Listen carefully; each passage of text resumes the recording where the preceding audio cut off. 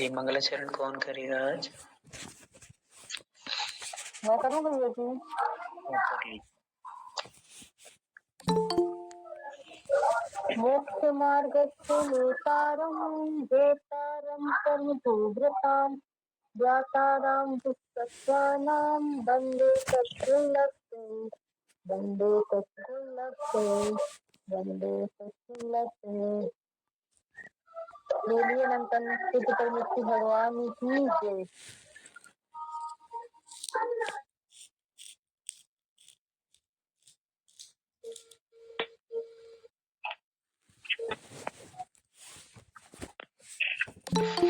चलिए हाथों को जोड़ लेंगे, प्रारंभ करते हैं आज के सेशन को।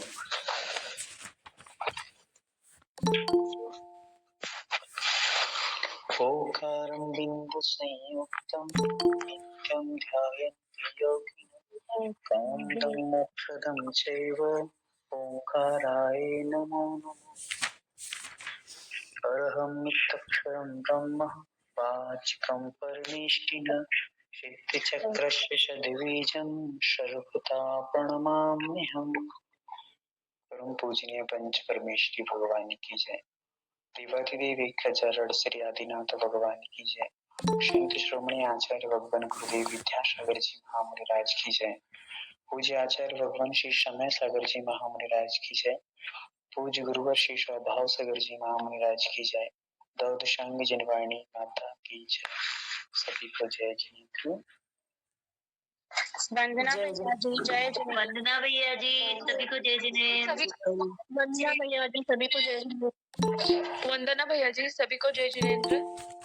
कल के विषय में जो 7 तत्वों के बारे में अपन लोगों ने समझा था, सबने नया नया चिंतन बहुत सुंदर तरीके से प्रस्तुत किया है और सभी ने अच्छा प्रयास किया है। सभी के अच्छे जो आप लोगों ने उदाहरण खोजे हैं बड़े सराहनीय हैं और ऐसे ही आप लोगों को दिमाग लगाना है।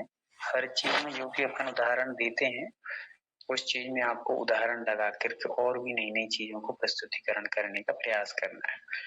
आप नया कुछ देंगे तो सामने वाले का अट्रैक्शन अलग बनेगा और आप पुराने यदि रगड़ते रहेंगे तो उसमें इतनी ज्यादा रुचि नहीं रहती, क्योंकि वो लोग बार बार ये सारी चीजें सुन चुके हैं। वैसे ही आप लोग गुण स्थानों में भी उदाहरण दे सकते हैं अलग अलग प्रकार से, है ना।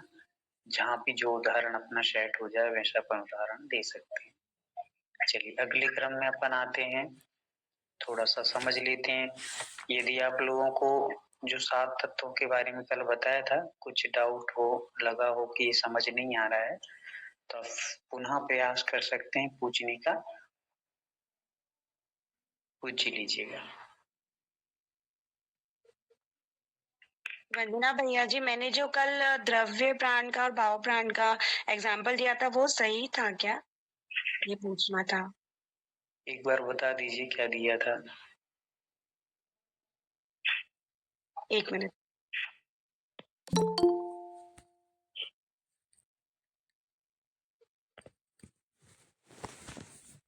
चलिए जब तक कोई और पूछेगा, कुछ पूछना है किसी को। वंदना भैया जी वापस एक बार रिपीट कर देंगे, थोड़ा शॉर्टकट में मैंने कल की क्लास ज्वाइन नहीं करी थी। कौन बोला? मैं प्रेरणा जैन आज ही ऐड हुई हूँ। अच्छा आज ही ऐड हुई हैं आप? भैया जी ये भी नीमच से है, मेरे क्लास की ये भी पढ़ाती जोड़ा मैंने आज। क्या बात है, कोई बात नहीं, बहुत अच्छा है आपका। हमारी पूरी टीम स्वागत करती है, आप अभिनंदन, आप अभिवादन करती है। धन्यवाद। मैं बोलूं भैया जी, मुझे मिल गया एग्जाम। हाँ बोलिए। भाव और द्रव्य प्राण, अगर किसी को कम सुनाई दे रहा है तो उसको सुनने वाली मशीन लगाकर उसके द्रव्य प्राण को ठीक किया जा सकता है। उसके भाव प्राण तो ठीक ही है, और अगर कोई बहरा है तो उसके द्रव्य प्राण खराब हो गए और भाव प्राण ठीक है। ये आंखों वाले एग्जाम्पल से कुछ मैंने करने का सोचा था। हाँ ये अच्छा सही है, है? बहुत अच्छा है। इसमें बस सुधार की इतना सा सुधार करना है कि आपने कहा कि कान की मशीन लगा करके और उसको, और बहरा हो गया, तो वो बहरा होता तभी तो कान की मशीन अपन लगाएंगे। तो अपन दोनों चीजें एक ही हैं।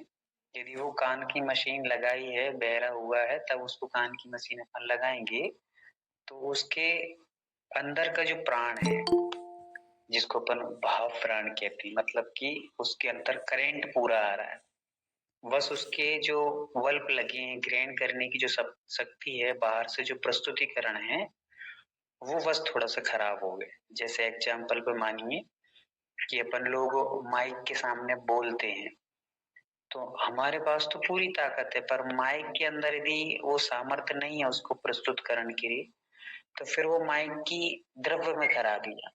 मतलब हम एक प्राणी है, तो प्राणी में तो पूरा पावर है, बोल रहा है, पर वो माइक पूर्ण रूप से वहां तक पहुंचा नहीं पा रहा है, क्योंकि उसकी जो भी खराबी हुई हो। तो ऐसे ही करके हम लोग द्रव्य प्राण और भाव प्राण को लगा लेते हैं। चलिए, प्रेरणा दीदी ने पूछा है कि फिर से बता दीजिएगा। अपन लोग समझ रहे थे 7 तत्वों के बारे में। हमारे जैन दर्शन में जब सम्यक दर्शन होता है तो 7 तत्वों पर श्रद्धान करना होता है। साक्षी दीदी, आप थोड़ा सा म्यूट कर लीजिए। चलिए, तो 7 तत्वों को श्रद्धान को सम्यक दर्शन कहते हैं, और 7 तत्वों पर अश्रद्धान या विपरीत श्रद्धान को हम लोग मिथ्या दर्शन या मिथ्यात्व कहते हैं। ठीक है, यदि उन पर हमने श्रद्धान कर लिया सही सही तो सम्यक दर्शन हो गया, और विपरीत श्रद्धान किया तो मिथ्या दर्शन हो गया। तो हम लोग समझ रहे थे 7 तत्वों के बारे में। तो 7 तत्वों में पहला है जीव, दूसरा है अजीव, तीसरा है आश्रव, फिर है बंध, फिर शंबर, निर्जरा और मोक्ष। ये 7 तत्व है हमारे पास। तो हम लोग जीव तो जानते हैं कि जो जीता था, जीता है, जीता रहेगा, उसको हम लोग जीव कहते हैं। ये जिसमें ज्ञान दर्शन रूप चेतना पाई जाती है उसे हम जीव कहते हैं। ये 2 परिभाषा हम लोग कह सकते हैं। ठीक है, फिर अजीब किसे कहते हैं? तो जिसमें देखने जानने की सामर्थ्य नहीं है, या जिनमें ज्ञान दर्शन रूप चेतना नहीं पाई जाती, उसे हम लोग अजीब कहते हैं। जीव का अपोजिट है अजीब।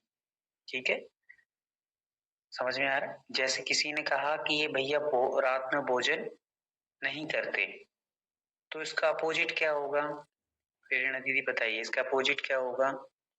ये भैया रात में भोजन नहीं करते हैं, इसका अपोजिट ये भैया रात में भोजन करते हैं। नहीं नहीं नहीं, ऐसा थोड़ी। ये भैया रात में भोजन नहीं करते, तो इसका अपोजिट क्या होगा कि ये दिन में भोजन करते हैं। अच्छा, ओके, हाँ, सॉरी, सीधा सा हो गया। विपरीत करना है ना, रात में नहीं करते मतलब दिन में करते हैं। तो वैसे ही यहाँ पर हमें क्या लगाना है कि जीव का अपोजिट अजीव। जीव में ज्ञान दर्शन रूप चेतना पाई जाती है, तो अपोजिट अजीव हो गया, मतलब अजीव में ज्ञान दर्शन रूप चेतना नहीं पाई जाती। ज्ञान दर्शन मतलब जो जानने और देखने की जीव में सामर्थ्य है, किंतु अजीव में देखने और जानने की सामर्थ्य नहीं है। यदि हम लोग जीव को परेशान करेंगे तो वो दुख सुख का अनुभव कर सकता है, किंतु हम लोग किसी टूटी हुई लकड़ी को, है ना, या हम लोग मान लो ब्रेंच को मारें, पीटें, गलाएं, सड़ाएं, तो उसको कोई प्रॉब्लम नहीं है, क्योंकि उसके अंदर चेतना, ज्ञान दर्शन रूप चेतना नहीं है। पर कोई पेड़ लगा हुआ है हरा भरा, उसको यदि हम लोग काटते पीटते, उसको सुख दुख का अनुभव जरूर होता है। साक्षी दीदी, आप म्यूट कर लीजिए।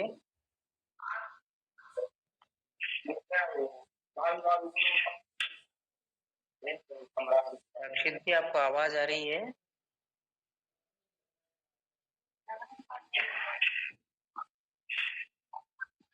चलिए, तो इस प्रकार से हम लोगों को ये सारी चीजों को समझना चाहिए। तो जीव हो गया, अजीव हो गया। फिर आश्रम। आश्रम मतलब कि जैसे मान लीजिए कर्मों के आने को आश्रम कहते हैं, या कर्मों के आने के द्वार को आश्रम कहते हैं। तो कर्म जिस माध्यम से हमारे आत्मा में आते हैं वो आश्रम है, आ रहे हैं कर्म। जैसे कई बहुत सारे उदाहरण, कल आप शायद आप उस ग्रुप में जुड़े हैं, नहीं जुड़े हैं? क्या बोलते, कौन सा ग्रुप बनाया है? Discussion group. डिस्कशन ग्रुप, उसमें शायद प्रेरणा दीदी नहीं है, एक बार जोड़ लेना तो उनको भी शायद जानकारी मिल जाएगी। सुरभि दीदी, आप हैं क्या? भैया जी हूँ। हाँ, इनका नंबर भी नहीं है मेरे पास, और इनको रोल नंबर भी देना है दीदी को। चलिए, उनका रोल नंबर और नंबर दीदी आप नंबर बताएंगे? सुरभि दीदी 2-3 को और देना रोल नंबर अभी। हमने हाँ जो दीदी। ऐड किया है और तो है ना, हाँ 3 लोगों को देना अभी आज। हाँ ठीक है बिल्कुल। दीदी, आप बता देना बाद में। ओके, बता देंगे। चलिए, तो इस प्रकार आश्रम आने का आश्रम कहते हैं। एक्चुअली में देखा जाए ना तो यथार्थ तो ये है कि आश्रम कहीं से आता नहीं है, हमारे आत्मा के चारों ओर कर्मों के प्रदेश भरे पड़े हैं, और जैसे हम लोग राग द्वेष करते हैं तो वे कर्म रूप में परिवर्तित होकर के हमारे आत्म प्रदेशों में मिल जाते हैं। जैसे उदाहरण समझिए कि आप तवे पे यदि पानी डालते हैं और तवा यदि गर्म नहीं है, तवा समझते हैं ना, सब लोग हैंड रेस्ट करके बताएंगे तवा कौन कौन नहीं समझता। ऐना जी नहीं समझती तवा क्या कहलाता है, जूली दीदी नहीं समझती तवा क्या कहलाता है, ठीक है। समझ नहीं पाई थी। अच्छा, और ये सुमन संजू दीदी, हाँ संजू, ये भी। चलिए, तो लगभग सबको पता है ना तवा के बारे में, जिसपे अपन लोग रोटी बनाते हैं, अपन लोग मतलब आप लोग, तो जो रोटी बनाते हैं तो उस पर यदि ठंडा हो और पानी डाला जाए तो पानी अंदर प्रवेश करने वाला नहीं है, और यदि वो ही तवा गर्म हो जाए तो वो पानी क्या हो जाएगा, गर्म पानी पे तवा डालो, नहीं गर्म तवे पे पानी डालोगी तो क्या होगा, तुरंत वो जल जाएगा, उसमें प्रवेश हो जाएगा, वो उसको भस्म मतलब ग्रहण कर लेगा। और यदि ठंडे पे डालोगे तो कुछ नहीं होने वाला। वैसे ही हमारे, जैसे मान लो तवे पे पानी एकदम सटा मतलब सटा समझते हैं ना, एकदम उस पे स्पर्श है, टच है, पूरा एकदम टच होके रह रहा है, फिर भी वो तवे में प्रवेश नहीं कर रहा है, और यदि गर्म कर दिया जाए तो तवे में वो प्रवेश कर जाएगा। वैसे ही हमारी आत्मा के चारों ओर जैसे तवे पे पानी स्पर्श करके रह रहा है, वैसे आत्मा से स्पर्श करके ही कर्मों के प्रदेश हमारे भरे पड़े हैं। समझ में आ रहा है सभी को? आत्मा के प्रदेश और कर्मों के प्रदेश एक दूसरे से टच हैं, किंतु वे कर्म रूप में ढल के अंदर प्रवेश कब करेंगे, जब आत्मा राग द्वेष से तपेगा। तो राग द्वेष जैसे ही आत्मा करेगा तो वे कर्मों के प्रदेश जो टच करके रह रहे थे वे आत्मा के अंदर प्रवेश, आत्म प्रदेशों में प्रवेश कर जाएंगे, और उसी को कहते हैं आश्रम। और आश्रय और बंध एक ही समय में होता है। तो जैसे ही आए कर्म और वे आकर के आत्मा में बंध गए, उसी का नाम है बंध। आना और बंधना एक समय में ही हो जाता है, अलग अलग नहीं होता है। एग्जाम्पल समझिए कि हमने लाइट जलाई, ठीक है, लाइट जलाई तो लाइट का जलाना और प्रकाश का होने में कितना अंतर पड़ता है?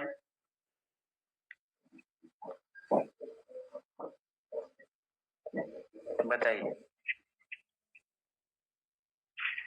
यदि किसी के पास स्क्रीन रिकॉर्डिंग हो तो आप इसके, है ना दीदी, आपके पास है क्या स्क्रीन रिकॉर्डिंग? भैया जी हो रही है, मैंने कर लिया। चलिए ठीक है, बहुत अच्छा। तो मैं क्या बता रहा था आपको, क्या उदाहरण दे रहा था? जलाई आपने, प्रकाश का आना।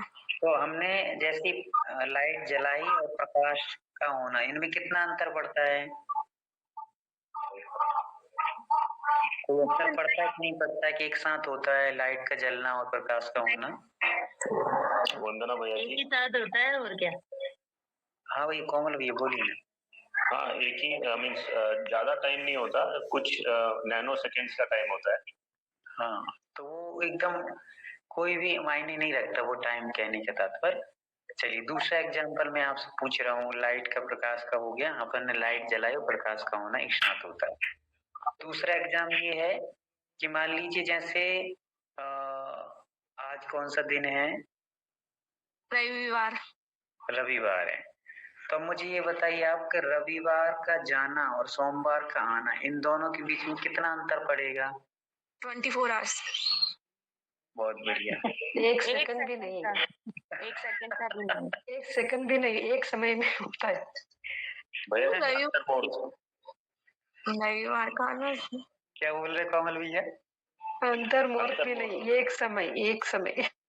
नहीं, एक कोई भी अंतर नहीं पड़ेगा। यदि अंतर पड़ता एक समय तो बहुत बड़ा हो जाता है। नहीं, चलिए अंतर मुहूर्त मान लो, एक समय कुछ भी मान लो। यदि एक समय या 2 समय जो भी अंतर मानेंगे तो मुझे ये बताइए फिर तीसरा कौन सा दिन मानेंगे आप? क्योंकि बीच में कुछ तो मानना ही पड़ेगा। सोमवार गया, बीच में कुछ आया, फिर रविवार आया, मतलब रविवार गया फिर सोमवार आया, तो बीच में कुछ समय बचा, उसको क्या मानेंगे हम? एक तो समय कहने भी का नहीं तात्पर्य भैया है। हाँ, अपने गुरुजी आचार्य विद्यासागर जी महाराज जी इसका उदाहरण देते थे कि जैसे कोई भी दिन रविवार है और सोमवार आएगा तो रविवार को जाने में और सोमवार को आने में कोई भी अंतर नहीं, इधर से ये गया तुरंत वो चालू हुआ। वैसे ही हमारे इसमें कोई अंतर नहीं है, कर्म के आने में, आश्रम में और बंध में कोई अंतर नहीं। जैसे ही आता है आश्रम होता है तुरंत बंद हो जाता है, आत्मा में मिल जाते हैं। कर्म आते हैं और प्रवेश होकर के घुल मिल जाते हैं, एक में एक हो जाते हैं, दूध पानी की तरह। ठीक है, अब यदि कोई आपसे कहे कि दूध और पानी को पहले तो अपन ने आश्रम समझ लिया ना, आश्रम हो गया, फिर बंद किसको हो गया? बंद मतलब एक में एक मिल गए हैं। आश्रम मतलब आना और फिर आकर के कर्म और आत्म प्रदेश एक साथ मिल गए हैं। ठीक है, तो ये हो गया बंद। फिर अपन करेंगे संबर, तो अब हमने राग द्वेष करना बंद कर दिया, तो अब कर्म आना रुक गए हैं। ठीक है, रुक गए हैं तो इसको कहते हैं संबर।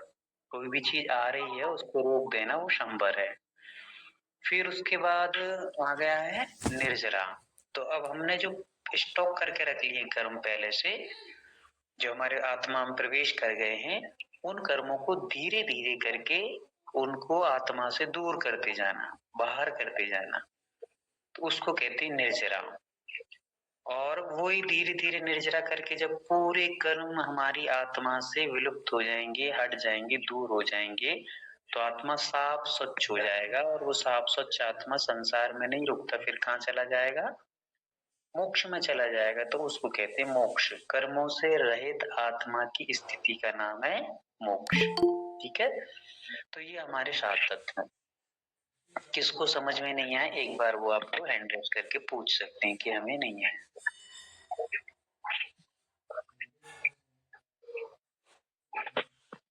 अब इसके लिए हमने कल एक उदाहरण दिया था, उस उदाहरण से और समझ लीजिए आप कि हम लोग हैं जीव और हमने भोजन बनाना प्रारंभ किया। तो जीव ने भोजन बनाने के लिए सबसे पहले आटा लिया, तो आटा क्या है? अजीव है। ठीक है, हम हैं जीव और आटा है अजीव। फिर हमने पानी डाला, किसमें? आटे में। तो हम पानी डालते जा रहे हैं, तो ये डालते जाना कहलाता है आश्रव। ठीक है, फिर वो आटा और पानी एक साथ मिल गए हैं, तो ये कहलाता है बंद। अब वो पानी और आटा जो मिल गए हैं तो उसको हम लोग निचोड़ निचोड़ के या कूट कूट के दूर नहीं कर सकते। उसका पानी कैसे दूर करेंगे? तो हम क्या करेंगे, अब रोटी बेल करके तवे पे डालेंगे, गरम गरम तवे पे। तो जैसे ही हमने पहले तो हमने पानी डालना बंद कर दिया, तो ये हो गया संबर। अब हमें करना है निर्जरा, क्योंकि वो पानी आटे में मिल गया है। तब हमें पानी को दूर करना है आटे से। तो हम तवे पे रोटी रखेंगे, तो धीरे धीरे करके वो पानी तपन के कारण से सूखने लगेगा। एकदम से पूरा तो नहीं सूख जाएगा, धीरे धीरे सूखेगा, तो उसी को कहते हैं निर्जरा। और फिर वो धीरे धीरे धीरे करके पानी पूरा सूख जाएगा, तो रोटी फूल जाएगी, पानी से रहित हो जाएगी, उसको कहते हैं मोक्ष।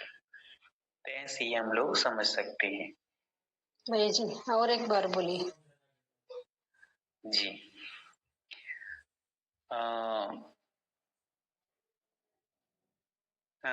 प्रेरणा दीदी, आपको समझ में आया? हाँ आ गया। चलिए थोड़ा सा आप बताने का प्रयास कीजिए, क्या बोला हमने, जितना है उतना।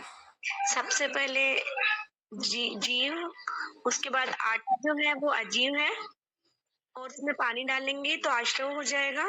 फिर आटा और पानी दोनों एक में हो जाएंगे तो बंद हो जाएगा। उसके बाद में संवर, वो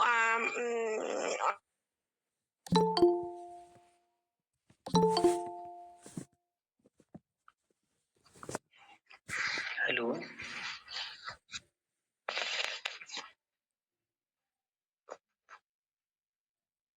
क्या हुआ? नेटवर्क नहीं आ रहा है शायद। जब पूरा हाँ नेटवर्क प्रॉब्लम। रोटी का पूरा निचोड़ कर लेंगे और उसकी रोटी बेलेंगे तो वो निर्जरा हो जाएगी। वो धीरे धीरे तवे पे डालेंगे तो वो सूख जाए, पानी धीरे धीरे सूखेगा तो निर्जरा हो जाएगी और फिर रोटी पूरी फूल जाएगी तो वो मोक्ष आ जाएगा। बहुत अच्छा, पहली बार में अच्छा आपने पकड़ा है, बहुत अच्छा है। तो ये कहलाता है मोक्ष, 7 तत्वों के बारे में कि हम लोग जीव हैं और हम भोजन बनाना प्रारंभ करेंगे तो आटा ले लिया हमने, वो अजीव है। पानी डाला हमने, वो डालते जाना आश्रव है। आटा और पानी का एक में एक मिल जाने का नाम बंध है। आटे में पानी डालना बंद कर दिया तो संबर है। अब वो पानी और आटा जो मिला है उसको हमने रोटी बना करके तवे पे डाला और तपन के कारण वो पानी धीरे धीरे सूख रहा है, उसका नाम है निर्जरा। और पूर्णतः पानी सूख करके जब रोटी फूल जाती है उसका नाम है मोक्ष। ऐसे करके 7 तत्वों को हम लोग समझ सकते हैं। ठीक है, विस्तार से अपन लोग ज्यादा कभी फिर सम्यक दर्शन वगैरह की चर्चा करेंगे, उस समय सारी चीजों चर्चाएं बहुत सारी करेंगे क्योंकि जीव कितने प्रकार के होते हैं आदि आदि। तो अभी मैं चल रहा हूँ सम्यक दर्शन की तरफ कि अपना ये 7 तत्व होते हैं और 7 तत्वों में जीव अजीव आश्रव बंध संबंध निर्जरा, ये सारी चीजों को आपको अच्छे से याद करके रखना है, समझ करके रखना है और उदाहरण अपने अपने हिसाब से नए नए बना करके रख लेना है ताकि आप किसी और को भी बताना चाहें तो अच्छे से बता सकें। अभी कोई डाउट तो नहीं है आप लोगों इन 7 तत्वों में? सबको समझ आ गया?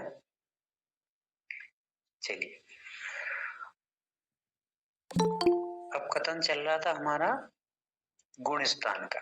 तो पहले गुण स्थान में क्या होता है, 7 तत्वों पर विपरीत श्रद्धान हो जाता, उल्टा श्रद्धान हो जाता है, जिसके कारण से जीव मिथ्यात्व में चला जाता है, मिथ्या दृष्टि कहलाता है। उसका गुण स्थान का नाम है मिथ्या दृष्टि। फिर दूसरा नाम गुण स्थान था सासाधन। चलिए दूसरे गुण स्थान की परिभाषा कौन बताएगा?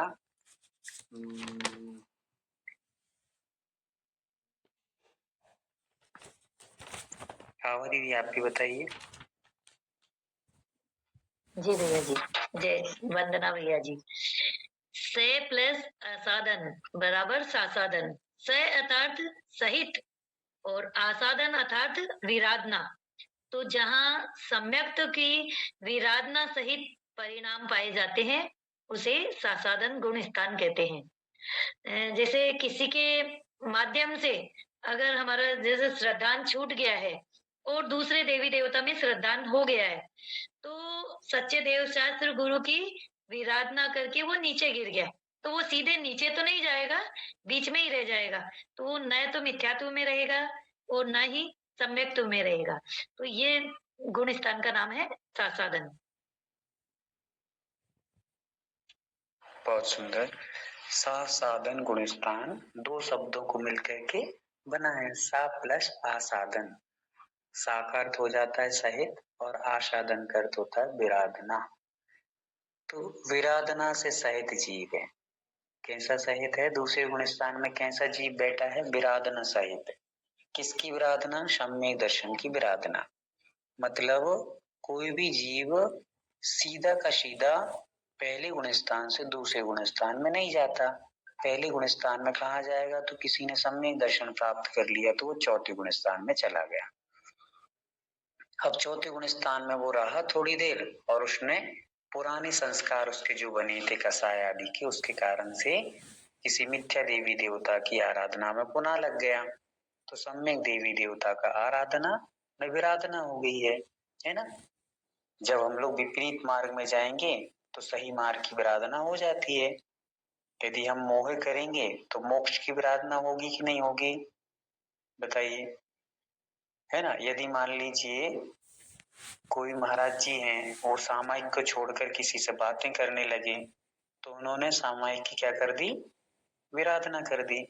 तो वैसे ही हम यदि सम्यक दर्शन की जो मूलभूत आधार 7 तत्व हैं या सच्चे देव शास्त्र गुरु हैं, इनको छोड़कर के विपरीत मिथ्या देवी देवताओं की आराधना करने लगेंगे तो सम्यक दर्शन की विराधना हो गई। तो ऐसा व्यक्ति जिसने नीचे आकर के गिरेगा, सम्यक दर्शन से गिरेगा, और गिरेगा तो मिथ्यात्व में आने के पहले पहले सम्यक दर्शन से गिर गया और मिथ्यात्व में अभी आया नहीं है, तो ऐसे बीच की स्थिति जो बनती है उसको कहते हैं सासादन गुण स्थान। ठीक है, पहाड़ से कोई गिरा और अभी जमीन पर नहीं आया, बीच की स्थिति में लटका हुआ है, तो वह है सासादन गुण स्थानवर्ती जीव। फिर तीसरा हमने समझा था मिश्र। मिश्र मतलब मिला जुला, जहां पर मिल। हाँ कोमल भैया पूछिए। वंदना भैया जी, अभी दूसरे गुणस्थान में जैसे आपने पहले गुणस्थान में बोला कि 7 तत्वों पे श्रद्धा नहीं होता, वैसे दूसरे गुणस्थान में 7 तत्वों पे क्या होता है जी? हाँ, दूसरे गुणस्थान में ऐसा होता है कि पहले गुणस्थान में था, उसको श्रद्धान नहीं था, अब उसने 7 तत्वों पे श्रद्धान कर लिया सही से, तो सम्यक दृष्टि बन गया, है ना। अब वो सम्यक दृष्टि बन करके अब कहाँ चला गया, सम्यक दर्शन गुणस्थान मतलब चौथे गुणस्थान। अब वहां रहा, और एक चीज और हमें यहाँ याद रखना है, वो मैं आपको इस गुणस्थान की परिभाषा की बात बता देता हूँ। तो चौथे गुणस्थान में पहुंचा, अब उसने सम्यक दर्शन रूप जो 7 तत्व थे पुनः उनकी पुनः विराधना कर दी। अभी उसने साधना की थी तो वो चौथे गुण स्थान में पहुंच गया था, फिर से विराधना कर दी, तो विराधना करके वो नीचे गिर गया है। पहले गुण स्थान में उसने विराधना नहीं की थी, पहले गुण स्थान में तो उसको श्रद्धान ही नहीं था, पर अब पहले से चौथे में कब पहुंचा, जब उसने श्रद्धान कर लिया, और श्रद्धान करने के बाद फिर विराधना कर दी। विराधना कब कहलाती है, मान लो आप किसी को जानते ही नहीं है, जैसे आप मान लो हमें कभी जानते ही नहीं थे, तो ना आपकी कोई विराधना थी और ना कोई आपका विनय था, ना कुछ भी नहीं था, पर आप मान लो किसी महाराज जी को जानने लगे आप, तो अब आप उनको कुछ कहोगे तो विराधना हो जाएगी। तो हम पहले गुण स्थान में तो श्रद्धान ही नहीं था, पर फिर उसने श्रद्धान करके चौथे गुण स्थान में आ गया। फिर उसने जो जान लिए थे 7 तत्व श्रद्धान कर लिया था, वो श्रद्धान को उसने छोड़ दिया, पुनः उसी स्थिति में आ रहा है, विराधना कर दी सच्चे देव सदगुरु की, तो दूसरे गुण स्थान में आ जाता है। तीसरे गुण स्थान में मिले जुले परिणाम होते हैं। कोमल भी समझ में आ गया? जी भैया जी, समझ में आ गया। हाँ चलिए, अब आपको यदि कोई पूछे कि विराधना कहाँ कहाँ होती है, तो चौथे ही गुण स्थान में विराधना करेगा वो, पहले में कोई विराधना नहीं करेगा, क्योंकि पहले में तो उसको श्रद्धान ही नहीं था। चलिए, तो अब हम समझते हैं कि तीसरे गुण स्थान में मिश्र भाव होते हैं, कुछ सम्यक दर्शन रूप, कुछ मिथ्यात्व रूप, दोनों मिले जुले परिणाम रहते हैं। ठीक है, उसको कहते हैं मिश्र गुण स्थान। नमकीन जैसे अपन लोग खाते हैं तो कुछ कुछ खट्टा मीठा स्वाद आता है, वैसे यहाँ पर हमें स्वाद समझना चाहिए।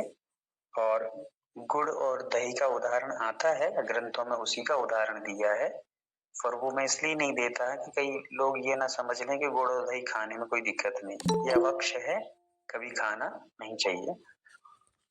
चलिए, अब आ गया तीसरा गुण स्थान, किसको समझ में नहीं आया एड्रेस कर देंगे, फिर उससे मैं बता दूंगा। सबको समझ में आ रहा है? तीसरा गुण स्थान जहाँ मिले जुले परिणाम होते हैं, सम्यक और मिथ्यात्व रूप। हाँ प्रियांशी दीदी बोलिए आप। भैया जो है ना, अपन जो पहले तो सम्यक दर्शन का श्रद्धान ही नहीं था, पहले गुण स्थान में मिथ्या दर्शन रहता है, और उसके बाद जो जीत जाता है ना, तो वो पहले से सीधा चौथे में पहुंच जाएगा, मतलब दूसरे तीसरे में नहीं आएगा जो सम्यक दर्शन होगा। तो जी, पहले दूसरे में सीधे नहीं जाते, कोई भी सम्यक दर्शन प्राप्त करेगा तो सीधा चौथे में जाएगा। अगर उसका है ना मिथ्या दर्शन आ जाएगा तो वो सीधा दूसरे में आ जाएगा। मिथ्या दर्शन अभी उसका पूर्ण रूप से नहीं, पूर्ण रूप से अभी मिथ्या एकदम से नहीं आता। जैसे अपन लटके रहते हैं ना कि क्या पता ऐसा है कि नहीं है कि नहीं है कि, तो वो श्रद्धान एक तरफ लटक गया पर पूर्ण रूप से नहीं लटका है। जैसे अपन कहते हैं ना कि डूबते को तिनके का सहारा, तो डूब तो रहा है पर तिनके का थोड़ा बहुत सहारा है अभी, तो वो छूटेगा नियम से, वो सहारा भी उसको छूटेगा, तो नीचे तो गिर गया है वो, पर थोड़ा सा सहारा लेके अभी लटका है, पर वो भी नियम से गिरेगा ही गिरेगा, ऐसा नियम है वहां का। तो उसका थोड़ा बहुत सम्यक दर्शन की गंध बनी रहती है। जैसे अपन उदाहरण समझ लें कि किसी गुफा में शेर रहता है, ठीक है, किसी गुफा में शेर रहता था हाँ। और वो किसी गुफा में शेर रहता था और वो शेर अब गुफा छोड़ करके चला गया। ठीक है, चला जाने के बाद भी उसमें शेर की गंध बनी रहती है। किसमें बनी रहती है गंध? गुफा में, राइट। वैसे ही जो सम्यक दर्शन की आराधना करके गिर गया है उसमें थोड़ी थोड़ी सम्यक दर्शन की गंध रहती है, इसीलिए उस गुण स्थान में सासाधन सम्यक दृष्टि गुण स्थान है उसका नाम। पूरा नाम क्या है उसका? सासाधन सम्यक दृष्टि कहते हैं उसको, क्योंकि विराधना सहित सम्यक दृष्टि जीव है तो सम्यक दृष्टि पर विराधना कर दी तो वो पूर्ण सम्यक दृष्टि भी नहीं है और मिथ्या दृष्टि भी अभी बना नहीं है। तो भैया जो है ना मिथ्या दृष्टि अगर जैसे गिर गया मिथ्या दृष्टि से तो फिर तीसरे गुण स्थान में आ जाएगा, ये परिणाम में। नहीं, देखिए ऐसा है कि यहाँ पर क्या है, दोनों पे श्रद्धान नहीं है। दूसरे गुण स्थान में ना उसको सम्यक पे श्रद्धान रहा ना मिथ्या पे श्रद्धान रहा, और तीसरे गुण स्थान में क्या होता है, मिथ्या पे भी श्रद्धान रहता है और सम्यक पे भी श्रद्धान रहता है, दोनों पे श्रद्धान डगमग करता है उसका, ये सही है ये सही है ये सही है ये सही है, ऐसा चलता है। कौन से गुण स्थान में? तीसरे में, इसलिए उसको मिश्र सिद्धांत कहा है। पर यहाँ दूसरे गुण स्थान में ना उसको मिथ्या पे श्रद्धान रहा न सम्यक पे श्रद्धान रहा, ऐसी स्थिति बनती है वहां पर। समझ में आया? वो पहले से चौथे में सीधे कैसे जाता है? पहले से चौथे गुण में सीधे कैसे जाता है? वो सीधे कैसे जाता है? सम्यक दर्शन जब भी प्राप्त करेंगे तो सम्यक दृष्टि का गुण स्थान कौन सा है? चौथा अविरत सम्यक दृष्टि। बस, तो चौथे में जाएगा।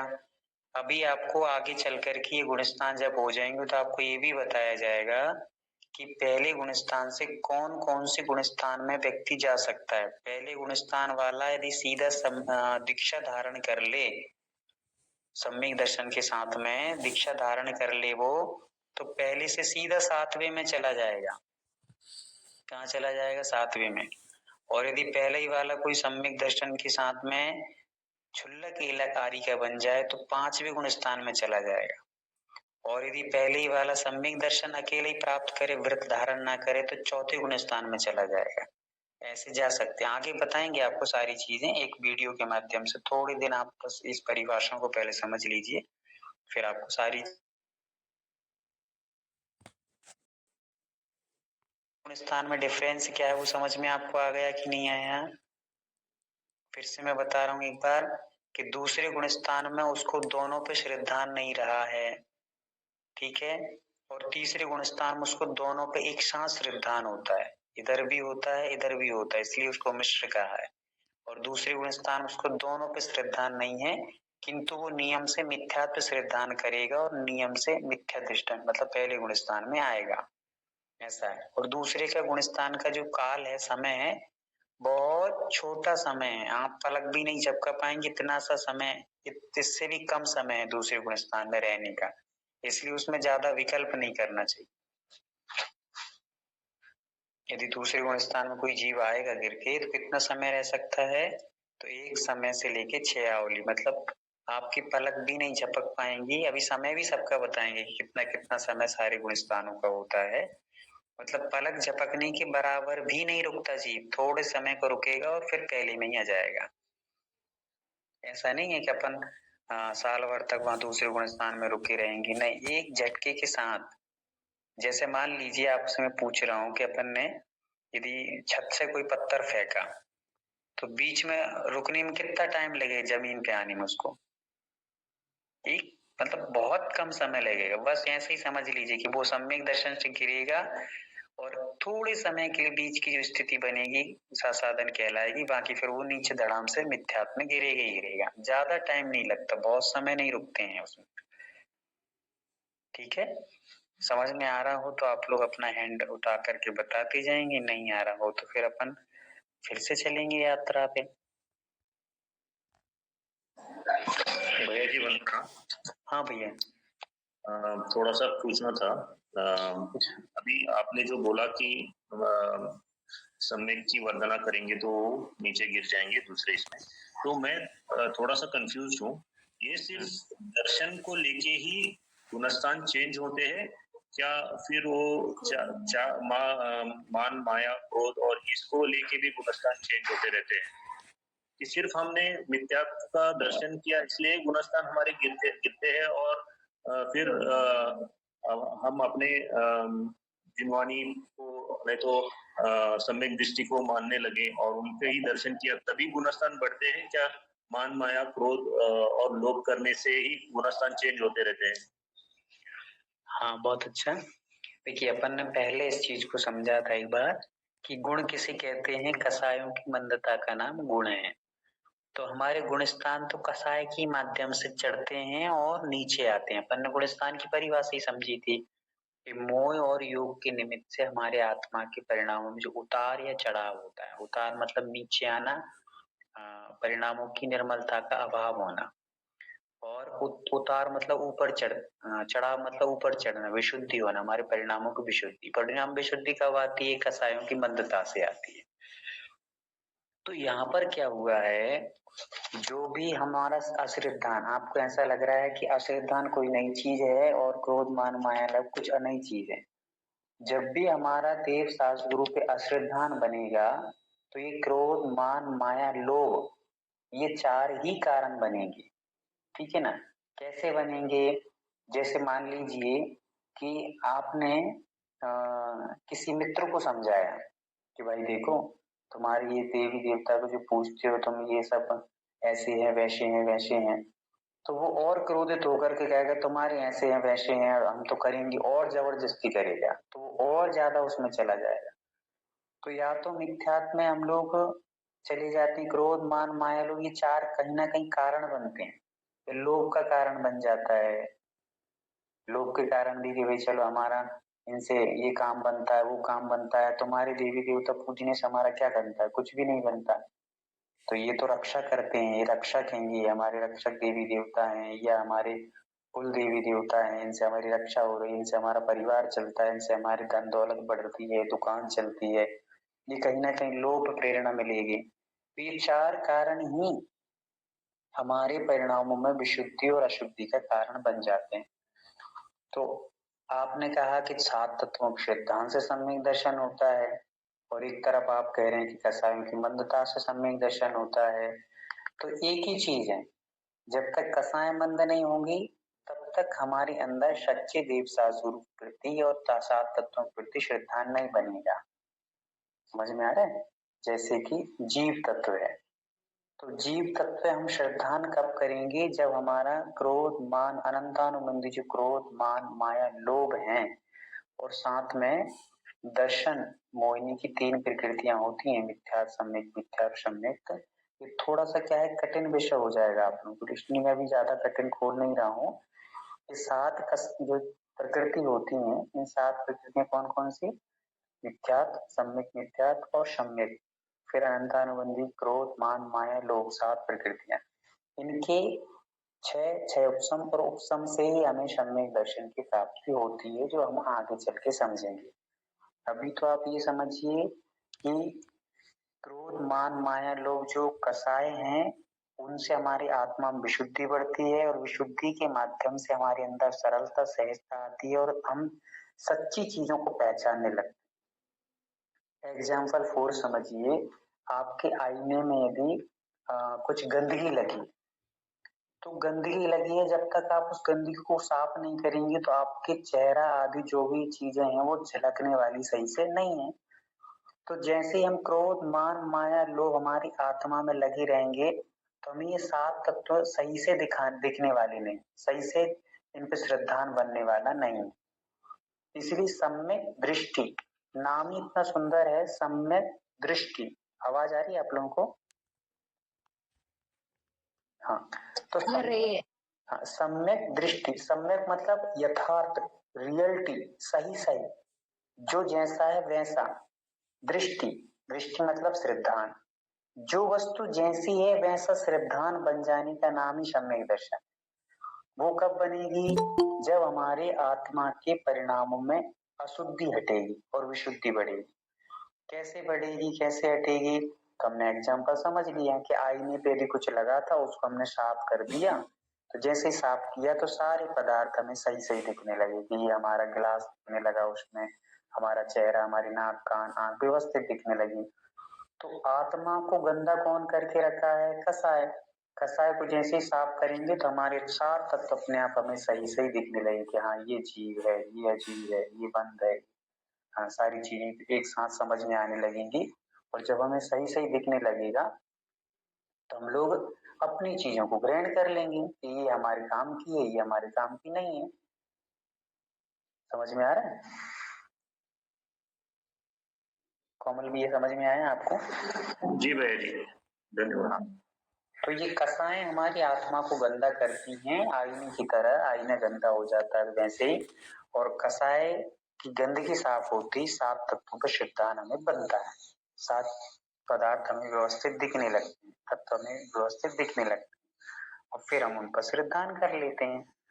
पानी में तरंगे जब तक उठती रहेंगी तब तक हमें अपना चेहरा आदि कोई साफ नहीं दिखता, और जैसे ही हमारी वो तरंगे क्या हो जाती हैं, एकदम शांत हो जाती हैं, तो सारी आसमान भी उसमें झलकने लगता है, पेड़ पौधे भी साफ साफ क्लियर दिखने लगते हैं।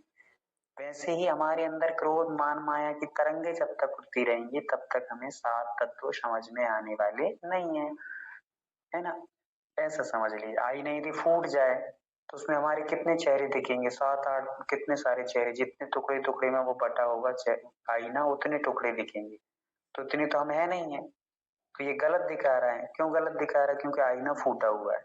आईने को यदि पूरा एक सही से व्यवस्थित लगाया जाए तो हमारा चेहरा एक ही सही सही दिखेगा। तो वैसे ही अभी हमारी आत्मा कर्मों के कारण से विपरीत विपरीत जान रही, कुछ भी जानती रहती, पर जैसे जैसे हमारी आत्मा से ये कसाय आदि शांत होंगे, हमारी आत्मा की विशुद्धि बढ़ेगी, हमारी क्लियरिटी होगी, और क्लियरिटी हमारी आत्मा में आएगी तो पदार्थ यथार्थ यथार्थ सही सही हमें समझ में आने लगे। ऐसा हमें समझ लेना चाहिए। चलिए, और किसी कोई जिज्ञासा?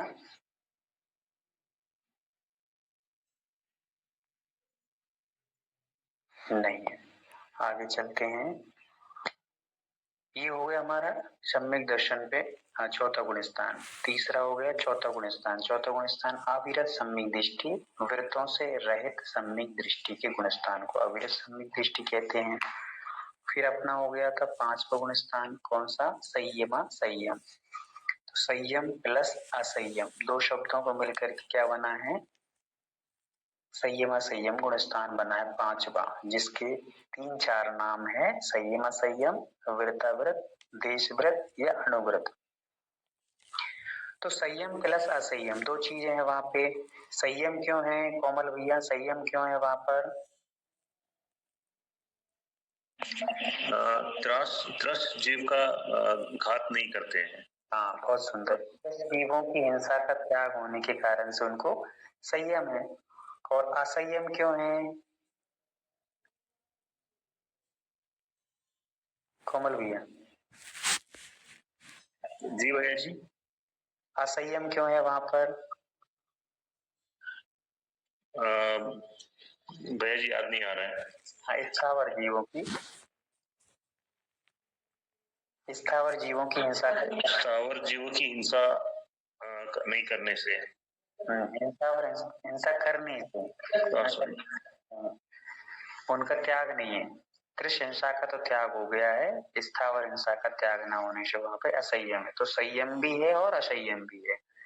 प्रेरणा जी, आपको समझ में आया?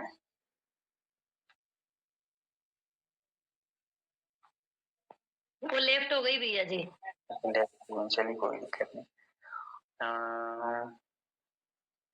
हाँ, एड्रेस किसी ने, हाँ पूछिए ना। मीना, कौन सी मीनू दीदी? कौन सी? मीनाक्षी दीदी, हाँ पूछिए।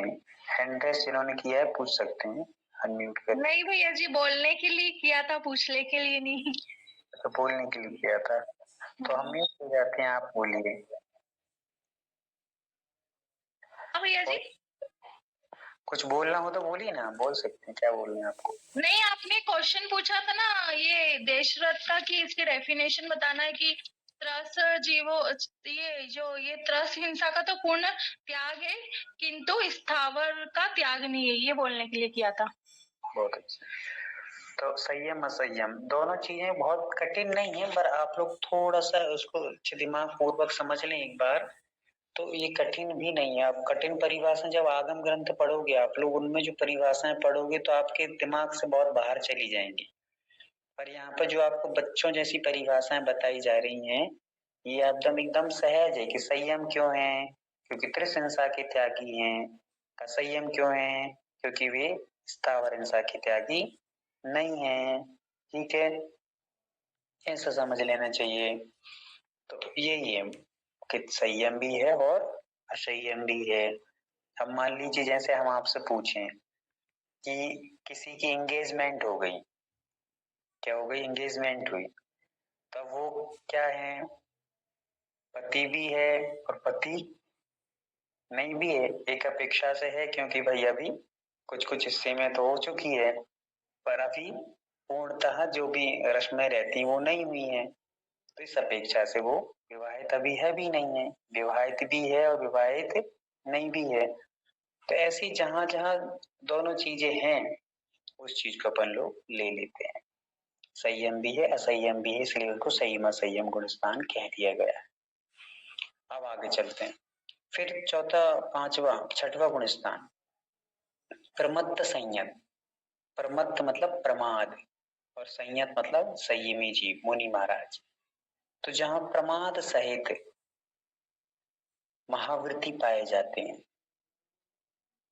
या सकल वृत्ति भी कह सकते हैं, महावृत्ति भी कहते हैं, मुनि भी कह सकते हैं, यतिअनिगार भी कह सकते हैं। तो प्रमाद सहित है, बस इतनी सी परिभाषा है। प्रमत्त संयत, संयत तो आप जानते हैं कि मुनि महाराज हैं, संयमी जीव हैं, महावृत्ति हैं, पर कैसे हैं वो, प्रमाद सहित है। तो जहां प्रमाद सहित महावृत्ति पाए जाते हैं, उसे हम प्रमत्त संयत कहते हैं। सातवां है अप्रमत्त, तो आ शब्द लग गया, तो आ शब्द निषेध का वाचक है। तो जहां पर प्रमाद सहित महावृत्ति नहीं है, वे अप्रमत्त संयत हुए। ठीक है, समेत भैया।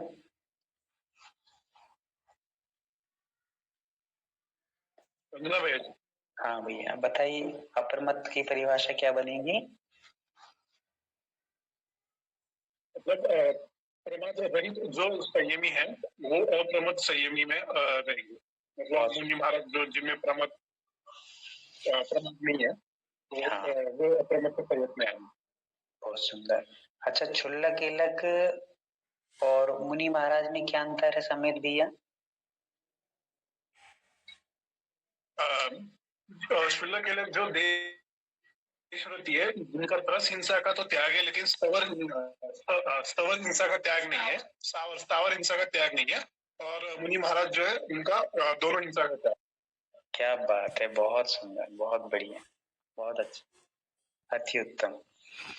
तो इस प्रकार से आप बहुत अच्छे से समझ रहे हैं इस चीज को। मुझे लग रहा है कि आपने बहुत अच्छे से पकड़ा है, क्योंकि हमें ये अंतर समझ के चलना है कि हम प्रमत्त संयत, संयत मतलब शकल वृत्ति, शकल वृत्ति भी कहते हैं उनको, महावृत्ति भी कहते हैं, ये याद रखना है।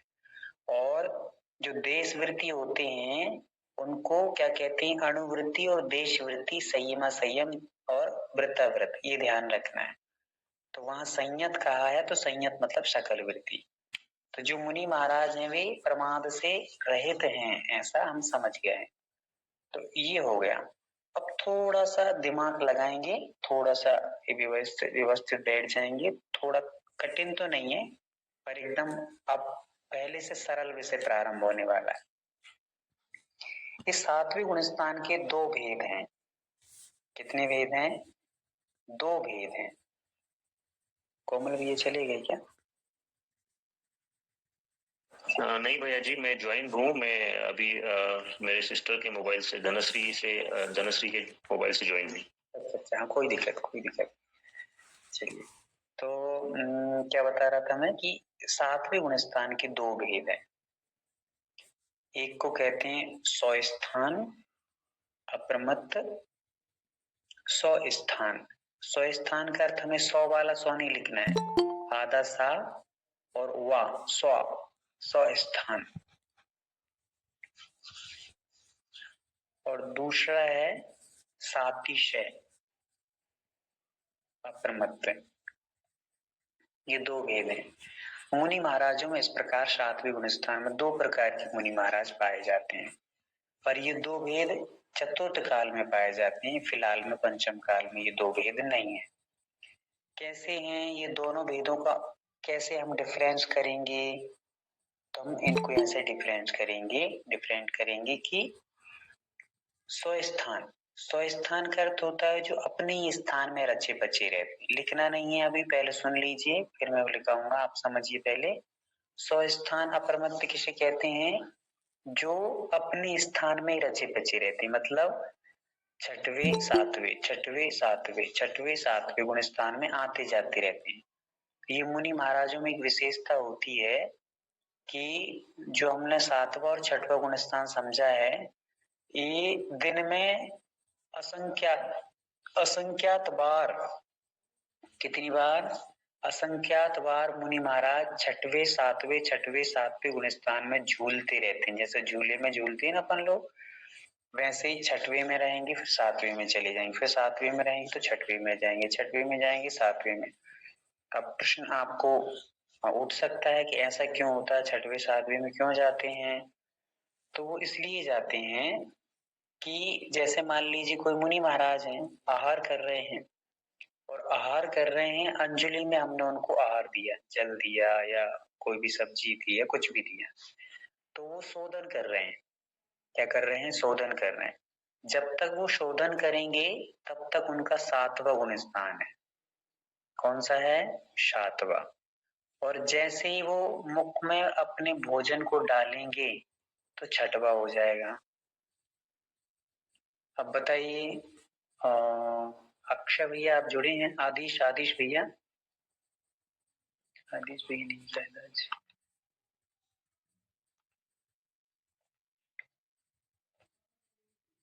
नहीं, चलिए कौन बताएगा? सन्मति दीदी आप बताएंगी कि ऐसा क्यों हुआ? हाँ वंदना भैया। हाँ बताइए। मुनि महाराज जी आहार कर रहे, शोधन करेंगे तो सातवां गुण स्थान, और मुंह में ग्रास ले तो छठवां गुण स्थान, ऐसे ना? हाँ, ऐसा क्यों हो जाता है? मुझे क्या पता नहीं। नहीं, चलते वंदन। हाँ चलो विजेता दीदी आप बताएंगे। वंदना भैया जी, नहीं भैया जी मुझे भी नहीं इसका आंसर पता है। हाँ कोई बात नहीं। दिव्या दीदी नहीं जुड़ रही शायद बहुत दिनों से। हाँ दिव्यांशी दीदी आप बोलिए। दिव्यांका दीदी। वंदना भैया जी, जो हार मतलब जो हम बनाते हैं, जो उस हार महाराज जी के लिए, तो उसमें हिंसा हो जाती, क्योंकि अग्नि भी जलती है और बहुत तरीके से, मतलब नहीं तो महाराज जी को क्यों ऊपर नीचे होना पड़ रहा है? वो तो अपना विषय है। फिर महाराज जी के गुण स्थान ऊपर नीचे हो जाते हैं यदि वो अंदर, मतलब जैसे ही मुंह में डालते हैं अपने ग्रास को, तो हार को लेते ही छठवां गुण स्थान हो जाता है, और हार शोधन करते हैं तो सातवां हो जाता है। ऐसा क्यों होता है? चलिए और कुछ बोल रही थी दिव्यांका? वंदना भाई जी मैं बताऊं? हाँ बताइए दीदी। वो जो ग्रास शोधन कर देना, उस वक्त उनकी विशुद्धि बहुत बढ़ती है, और वो जो खाते हैं वो विशुद्धि थोड़ी सी कम होती है। बहुत अच्छा। चलिए प्रीति दीदी आप बताएंगी। नहीं भैया पता नहीं। धनश्री दीदी आप बताएंगी।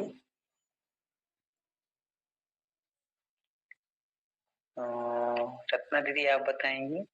रत्न दीदी मालूम नहीं भैया। चलिए लगभग सभी को मालूम नहीं है व्यवस्थित तरीके से। हाँ मीनाक्षी दीदी बताइए।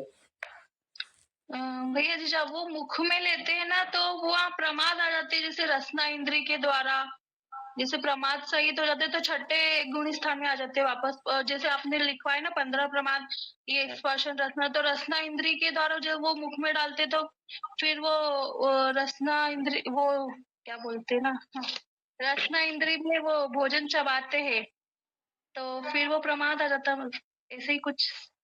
बहुत सुंदर, बहुत अच्छा। चलिए ऐना दीदी आप बताइए। पहले तो जब वो ग्रास का शोधन करते हैं तो वो अपनी चर्या का पालन कर रहे हैं क्योंकि उनको शोध के खाना है, तो इसलिए वो 7वें गुण स्थान में रहते हैं। पर फिर उसके बाद वो जैसे ही ग्रास को मुंह में डालते हैं और चबाते हैं तो वो भूख के कारण, क्योंकि उनको व्याधि मिटानी है, तो इस वजह से वो 6ठे गुण स्थान में आ जाते हैं। बहुत अच्छा, अच्छा बताया। चलिए इसी चीज को हम लोग ऐसे समझ सकते हैं कि जब उन्होंने शोधन किया, तो शोधन जब भी किसी चीज को देखा जाता है, शोधा जाता है, तो उस समय उनके अंदर बहुत सतर्कता है ना। कोई भी चीज को देख रहे हैं, हम शोध रहे हैं, तो हमारे अंदर एक सतर्कता है। क्यों सतर्कता है? क्योंकि हमें पापों से बचना है। कोई भी जीव किसी प्रकार से हमारे माध्यम से कोई गलत चीज हमारे अंदर ना चली जाए, ऐसा वो जागृता है, जागरूकता रहती है। और फिर भोजन करना एक गृद्धता का प्रतीक है। गृद्धता मतलब वहां पर उनको खाने की आसक्ति, या आसक्ति नहीं भी है फिर भी उनको एक तरह से अशाता वेदनी कर्म का बंध होता है वहां पे। तो ये जो ग्रहण किया जा रहा है भोजन, उसमें उनकी कुछ भोजन के प्रति गृद्धता, भूख है, पीड़ा का निवारण है। ये सारी चीजों का निवारण कब किया जाता है? 6वें गुण स्थान में। रसना इंद्री के जैसे बताया विधि दी ने कि रसना इंद्री का जो स्वाद लिया जाता है वो 6वें गुण स्थान में। जो भी खाने पीने या आहार की जो इच्छा है, आहार की इच्छा 6वें गुण स्थान तक होती है। 7वें गुण स्थान में आहार की इच्छा नहीं होती है। तो उस इच्छा का निवारण करने के लिए उन्होंने भोजन किया, तो वहां प्रमाद की स्थिति बन जाती है क्योंकि इच्छा है। और 7वें में जो देख रहे थे उस समय इच्छा नहीं थी, बस शोधन करने की इच्छा थी कि उसको हमें शोधना है। तो ऐसे करके वहां पर 7वां और 6वां गुण स्थान हो जाता है। अब मान लीजिए जैसे कोई मुनि महाराज पैदल विहार कर रहे हैं, और विहार करते करते जमीन को देख करके 4 हाथ की दूरी पर देखकर, मुनि महाराज कितने हाथ जमीन को देख करके चलते हैं? 4 हाथ जमीन को देख करके चलते हैं। तो 4 हाथ दूर तक जितनी अपनी नजर जाती है, अपने पैरों से 4 हाथ दूरी तक देख करके वो चलते हैं। अब यदि वो देख करके चल रहे हैं, विहार करते जा रहे हैं, तो वे हैं 7वें गुण स्थान में, क्योंकि अप्रमत्त स्थिति, प्रमाद नहीं उनके अंदर, देखते जा रहे हैं, सावधान है, सतर्क है। और जैसे उन्होंने यहाँ वहां देखा या बात करना प्रारंभ की, तो उनकी सावधानी हटी और दुर्घटना घटी। तो सावधानी हट जाती है तो वो किस में आ गए? प्रमाद की स्थिति में आ गए। अब उनकी सतर्कता नहीं रही और जागरूक नहीं रहे। बातों में उन्होंने अपने नीचे भी चल रहे हैं और बातें भी कर रहे हैं, तो एक समय में एक ही जगह मन रहेगा। अब आप बातें करेंगे तो आपका उपयोग नीचे दीपों के प्रति नहीं रहेगा, तो ये 6वें में चले जाते हैं। तो ऐसे तुरंत तुरंत हर एक क्षण क्षण में गुण स्थान कम ज्यादा होते, मतलब उतार चढ़ाव होते रहते हैं। तो यदि आपसे पूछे कि मुनि महाराज एक दिन में कितनी बार 6वें 7वें गुण स्थान में चले जाते हैं, तो असंख्यात बार, गिनती नहीं है, इतनी बार चले जाते हैं। ठीक है। प्रमाद की स्थिति ज्यादा रहती है और अप्रमाद की स्थिति में बहुत कम समय में जीव रहते हैं। ये हमारा स्वस्थान वाला हो गया। स्वस्थान जो अप्रमत्त जीव होते हैं, अप्रमत्त मुनि महाराज होते हैं स्वस्थान वाले, वे कैसे होते हैं? बार बार 6वें 7वें गुण स्थान में जाते हैं। अब फिर 7वें गुण स्थान का जो दूसरा भेद था, कौन सा? सातिशय। तो जो श्रेणी के सम्मुख होते हैं, कहाँ होते हैं? जो श्रेणी के ओर सम्मुख होते हैं, वे कहलाते हैं सातिशय अप्रमत्त मुनि महाराज।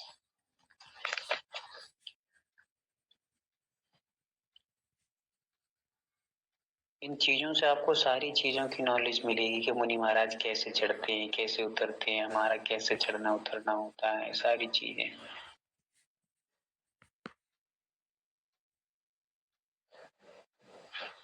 बहुत इम्पोर्टेंट जानकारी अपने लिए है। चलिए, अब प्रश्न ये उठ रहा होगा कि ये श्रेणी कहाँ से आ गई है ना? अभी तक तो श्रेणी का कोई नाम नहीं आया, तो श्रेणी नई शब्द कौन सा आ गया? तो श्रेणी मतलब नशैनी। नशैनी अपन ने देखी होगी ना, सीढ़ियां जिसपे अपन लोग चढ़ते हैं। तो वैसे ही यहाँ पर क्या होता है, श्रेणी प्रारंभ हो जाती है। श्रेणी मतलब कि अब वो मुनि महाराज दो प्रकार की श्रेणियों पे चढ़ सकते हैं। वहां पर दो सीढ़ियां लगी हैं, ऐसा माना। आप उदाहरण समझ लीजिए, बस आप उसको समझिए, फिर अपन लिखेंगे। दो प्रकार की श्रेणियां लगी हैं। एक निशानी ऐसी लगी है, एक सीढ़ी ऐसी है जो आपको चढ़ाएगी धीरे धीरे। उसमें 11 स्टेप्स हैं। कितने हैं? 11 तक। तो 11वें से नीचे वो गिराएगी, ऊपर नहीं ले जाएगी। नियम से वो नीचे लाएगी, क्योंकि ऊपर अभी है ही नहीं है जगह, तो वो कहाँ लाएगी? पुनः नीचे गिराएगी। उसको कहते हैं उपसम श्रेणी। कौन सी श्रेणी? उपसम श्रेणी। कोमल भैया, आप पेन कॉपी लेकर के बैठी हैं क्या? नहीं भैया जी, मैं ऐसे ही बैठा हूँ। अच्छा, ऐसे बैठी, कोई दिक्कत नहीं। फिर भी आपको रिकॉर्डिंग शायद हो रही है, तो आपको प्राप्त हो जाएगी, क्योंकि थोड़ा सा विषय है, श्रेणी के माध्यम से वो आप समझेंगे। हम लोग ऊपर चढ़ रहे हैं। अब अभी तक तो सीधे सीधे चढ़ते आ गए थे, अब हमारा प्रमाद भी दूर हो गया है। और प्रमाद जैसे ही दूर होता है तो हम दो प्रकार की श्रेणियां हमें मिलती हैं। उनमें एक श्रेणी का नाम है उपशम श्रेणी और दूसरी का नाम है छपक श्रेणी। कौन सी श्रेणी? एक का नाम है उपशम और दूसरी का नाम है छपक। हाँ बोलिए कोमल भैया, बताइए कौन सी है? छपक श्रेणी और उपशम श्रेणी। हाँ, उपशम श्रेणी। तो जो उपशम वाला होता है वो कहाँ तक जाएगा? 7 तक तो अपन आएगा सभी लोग, यहाँ तक कोई श्रेणी नहीं थी। अब 7 से 8, 9, 10 और 11, ये 4 गुण स्थान हैं उपशम श्रेणी के। कौन कौन से? 8, 9, 10 और 11। 11 से उपशम श्रेणी वाला नियम से नीचे गिरता है। कहाँ गिरता है? नीचे गिरता है, क्योंकि ये उपशम सम्यक दर्शन जो है वो हमने कैसे प्राप्त किया है? कसायों को दबा करके। अभी हमने कसायों को खत्म नहीं किया, दबा के आए हैं। तो कसाएं 11वें गुण स्थान में क्या करती हैं? जो मुनि महाराज रहते हैं वो साधना करते रहते हैं, और साधना करते करते उनकी साधना से कुछ विशेष देवियां प्रकट होती हैं, विशेष विद्याएं प्रकट होती हैं, और वो विद्याओं के आकर्षण में आ जाते हैं। मतलब वो विद्याओं के ऐसा आकर्षण रहता है, जैसे आपने ब्रह्मा जी का उदाहरण सुना होगा। ये तो मैं एक उदाहरण बता रहा हूँ आपको, इसको रियलिटी नहीं है, पर ऐसा कहा जाता है कि ब्रह्मा जी ने जब क्या किया? तपस्या की। तो ऐसी तपस्या की कि जो अपने स्वर्ग आदि थे, स्वर्ग के सभी देव के सिंहासन कांपने लगे। तो फिर सौधर्मिन ने सोचा कि अब इनकी तपस्या को कैसे भंग किया जाए। तो एक उन्होंने कौन सी देवी को भेजा था? कोई देवी को भेजा। तो उस देवी ने बहुत सुंदर आकर के उनके सामने नृत्य किया, और नृत्य करती रही। तो उसकी नृत्य से एक बार आंखें खोल के ब्रह्मा जी ने देख लिया, तो वो मोहित हो गए। अब वो जैसे मोहित हुए तो वो जो देवी थी वो दूसरी साइड चली गई। तो उन्होंने तपस्या के फल से अपना मुंह पीछे की साइड भी बना लिया। फिर वो बाजू में आई, तो तपस्या के फल से उन्होंने बाजू में भी अपना मुंह, एक और चेहरा बना लिया। फिर इस बाजू में आई, तो उस बाजू में भी उन्होंने चेहरा बना लिया। तो ऐसे करके 4 चेहरे उनके चारों दिशाओं में उन्होंने तपस्या के फल से बना ली। तो वो फिर तपस्या से जो फल मिलने वाला था वो सब उस आकर्षण के कारण खत्म हो गए, और उन्होंने ये चेहरे ही बना लिए। जैसे 4 मुख वाले कहलाते ना, ब्रह्मा कहलाते।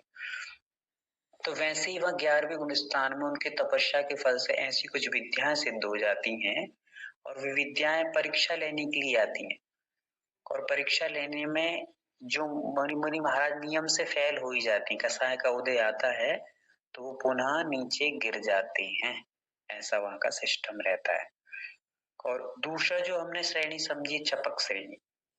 छपक श्रेणी में क्या हुआ है, इसमें हम जो छपक श्रेणी वाले मुनि महाराज रहते हैं वो कर्मों को खत्म ही करते जाते हैं, दबा के नहीं रखते हैं। उपसम वाले में क्या किया था, जैसे मान लीजिए आपके पास पानी है और पानी में हमने फिटकरी डाल दी, तो फिटकरी डालने से पानी में जो कचड़ा रहता है, कीचड़ रहता है, वो क्या हो जाता है, दब जाता है। और दब जाता है तो पानी कैसा दिखता है, साफ स्वच्छ दिखता है, राइट। वैसे ही कचड़ा अभी नष्ट नहीं हुआ है, उसका जो कीचड़ था, मल था, वो नीचे दबा हुआ है। वैसे उपसम श्रेणी में क्या होता है, सारी कसायों को भी दबा दिया है, खत्म नहीं किया है। और वो कसाएं 11वीं गुणस्थान विद्याएं आदि आने के कारण से परिणामों में हलचल मचती है, तो वो कसाएं पुनः उदित हो जाती। कैसे उदित होती हैं, जैसे वो पानी में कचड़ा दबा हुआ है, फिटकरी से डाला तो फिटकरी डालकर हमने पानी में कचड़ा था वो दब गया है, पर कोई यदि उस गिलास को हिला देगा तो वो कचड़ा पुनः ऊपर आ जाएगा। वैसे ही यहाँ पर मुनि महाराज को क्या होता है कि वो विचलित हो जाते हैं, तो उनके आत्मा के परिणामों में जो कसाएं दबी थी फिर से उदय में आकर उनको नीचे गिरा देती है। और छपक श्रेणी में क्या होता है, छपक श्रेणी में ये होता है कि जो कचड़ा नीचे दबा था उस कचड़े को दूर कर दिया जाता है और निर्मल पानी को अलग कर दिया जाता है। तो कचड़ा और निर्मल पानी दोनों पृथक पृथक हो जाती हैं। तो जब वो कचड़ा उसमें बचा ही नहीं है तो कोई भी हलने डुलने या उदय होने की बात ही नहीं रहती। तो छपक वाले क्या करते हैं, हाँ पूछिए ना। वंदना भैया, अभी जैसे बता रहे हो कि छपक का मतलब पानी नीचे का कचरा हटा दिया जाता है और ऊपर का निर्मल जल हो जाता है, लेकिन वो प्रैक्टिकल में कैसे पॉसिबल है, मतलब हम कैसे पहचाने कि छपक मुनिराज कैसे होते हैं? हाँ, छपक मुनि महाराज को कैसे पहचानेंगे, ये पहचानने वाला अपना विषय नहीं है, अपन को तो गुणस्थान बस समझना है, क्योंकि आत्मा के परिणामों की बात चल रही है और आत्मा के परिणामों को अपन नहीं समझ सकते हैं, वे मुनि महाराज खुद नहीं समझ पाते हैं। वे तो अपने परिणामों में निर्मलता और जितनी जितनी तपस्या और जितनी विशुद्धि बढ़ती है उसके माध्यम से उनके कर्मों की स्थिति दबती या हटती रहती है। वे खुद नहीं समझते, वो तो जैसे जिसकी तपस्या का पुरुषार्थ होगा उस पुरुषार्थ के बल से, अच्छा पुरुषार्थ रहेगा तो कर्म नष्ट होते चले जाते हैं और नष्ट होते जाएंगे तो वो छपक श्रेणी पे चढ़ करके सीधे सीधे सीधे सीधे ऊपर ही ऊपर चढ़ेंगे, अब नीचे नहीं आएंगे।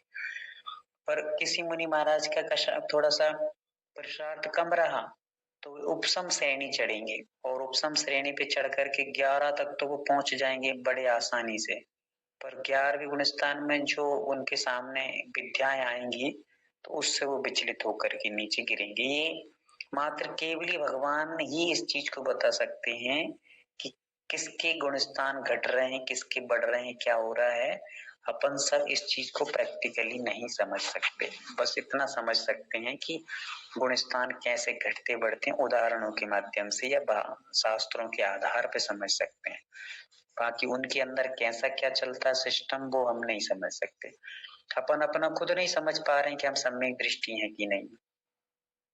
भले ही अपन पूजन पाठ कर रहे हैं, सामायिक स्वाध्याय प्रतिक्रमण चित्ता जुजुवंता करते हैं, पर फिर भी हम गारंटेड ये स्टाम्प पेपर पे लिख के नहीं दे सकते कि हम सम्यक दृष्टि हैं, है ना।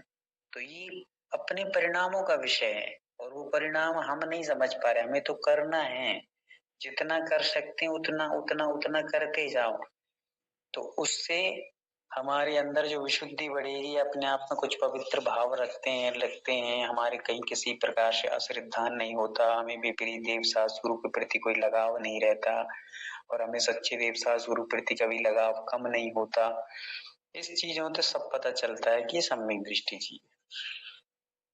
यदि स्वार्थ के साथ भी हम लोग कभी कभी किसी साधु से या किसी साधु संत महात्मा से जुड़ जाते हैं तो वो श्रद्धान मत समझ लेना उसको कि हम तो साधुओं की बहुत विनय आदर करते हैं। नहीं, साधु की विनय आदर जब कहलाएगी जब आप सभी के प्रति समान श्रद्धान रखते हैं।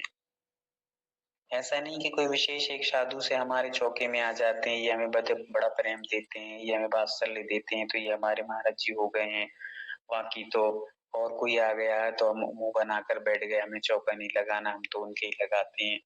ये नहीं है सिद्धांत। सिद्धांत तो ये है कि जिसके हाथ में पिच्ची कमंडल है और जो पालन उन चीजों का कर रहे हैं वो हमारे लिए सब समान हैं, वो हमारे गुरु महाराज हैं। वे चाहे हमारे चौके में आए, हम 1000 दिन भी चौका लगाते रहें, पड़गाते रहें, सेवा करते रहें, वो हमसे बात करें अथवा ना करें, वो हमारे चौके में आए अथवा ना आए, ये विषय नहीं है। क्योंकि पहले तो जंगलों में साधु रहते थे, तो वो थोड़ी ना कोई ऐसे पहचान के आते थे कि जी कोमल चंद जी हैं, इनके घर में जाना है, जी मनीषा दीदी इनके घर में जाना है, जी ऐना है इनके घर में नहीं जाना है ना, ये बहुत चिढ़ते रहते हैं। तो ऐसे थोड़ी सोच सोच के जाते हैं, वो किसी की कुछ सोच के नहीं जाते, वो तो उठते हैं विधान, जिसकी पुण्य होगा वहां चले गए।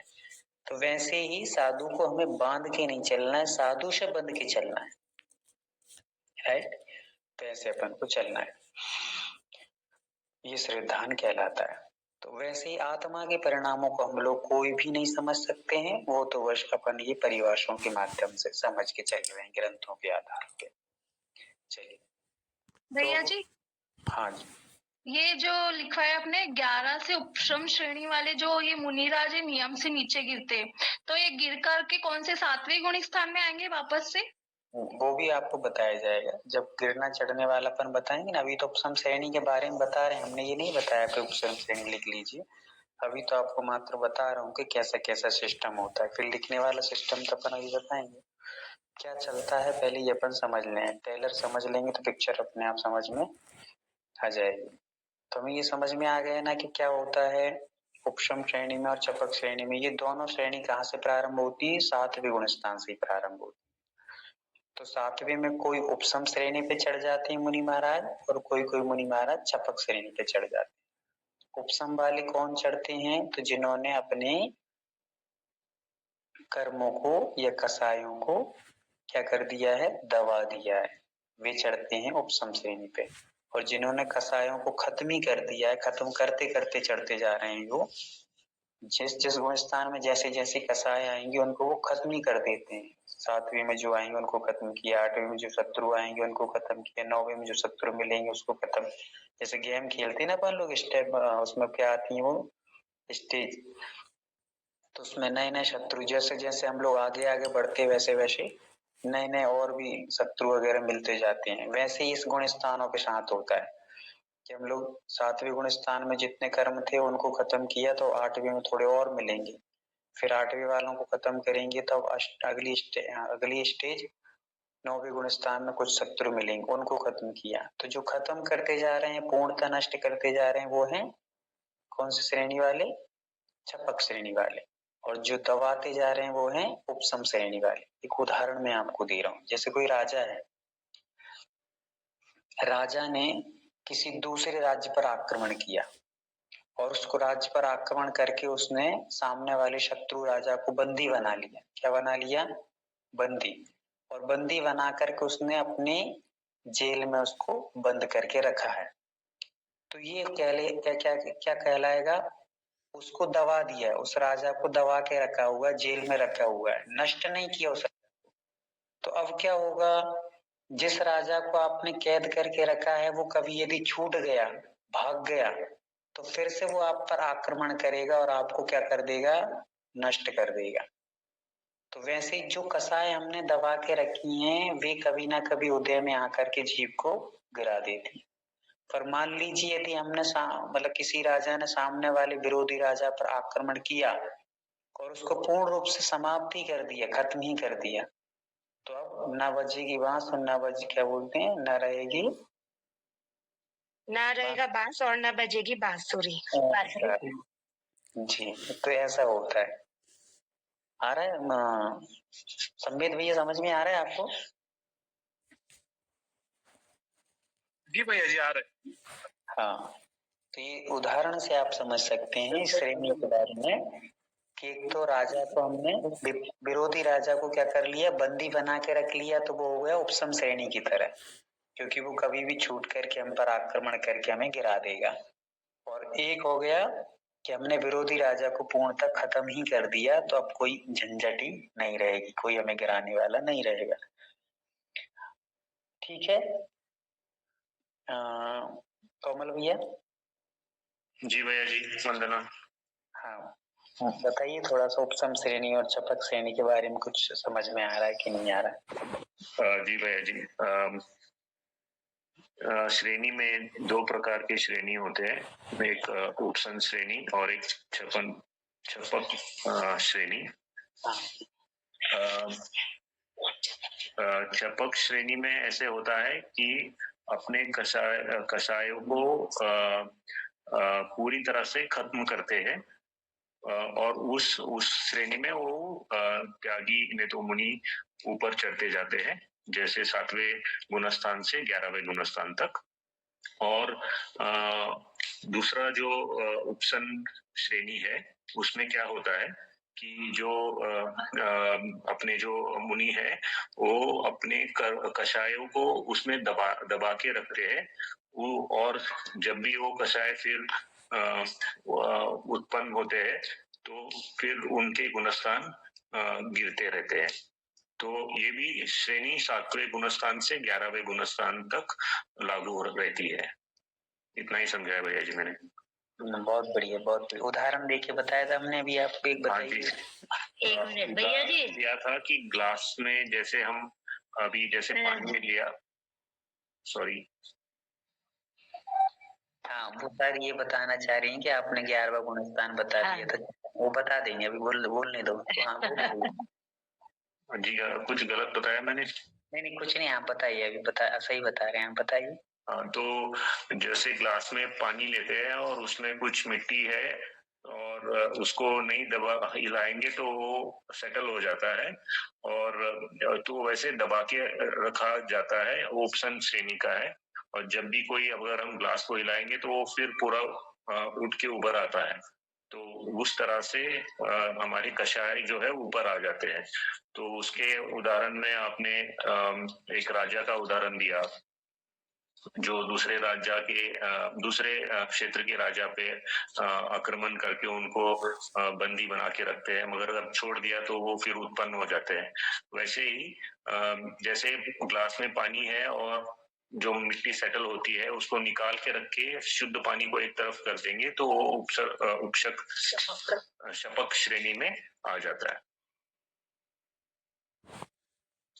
बहुत बढ़िया, बहुत बढ़िया, बहुत कुछ आ गया। मान लीजिए कि 75% आ गया, 25% तो आ ही जाएगा। जब इतना हाथी आ गया समझ में तो पूछ तो आ ही जाएगी ना। चलिए, बहुत बढ़िया। तो हम लोगों ने बस, आपने थोड़ा सा यहाँ मिस्टेक कर दी थी कि छपक श्रेणी वाला जो रहता है वो 8वीं छपक श्रेणी का गुणस्थान क्या रहते हैं? 8, 9, 10, 12, 13, 14, 11वां नहीं। ओके भैया जी, नोट कर लेता हूँ। हाँ, और मतलब 11वां गुणस्थान उसमें नहीं आता। और उपसम श्रेणी में क्या आता है? 8, 9, 10, 11। 11 के बाद आगे नहीं बढ़ पाता वो। छपक वाला सीधा बढ़ता ही जाएगा, बढ़ता जाएगा और मोक्ष ही जाएगा नियम से, पर उपसम वाला 11वें से गिर जाएगा। बहुत अच्छा समझ में आया आज सबको, लगभग। किसी को नहीं आया हो तो एक बार पूछ सकते हैं आप लोग।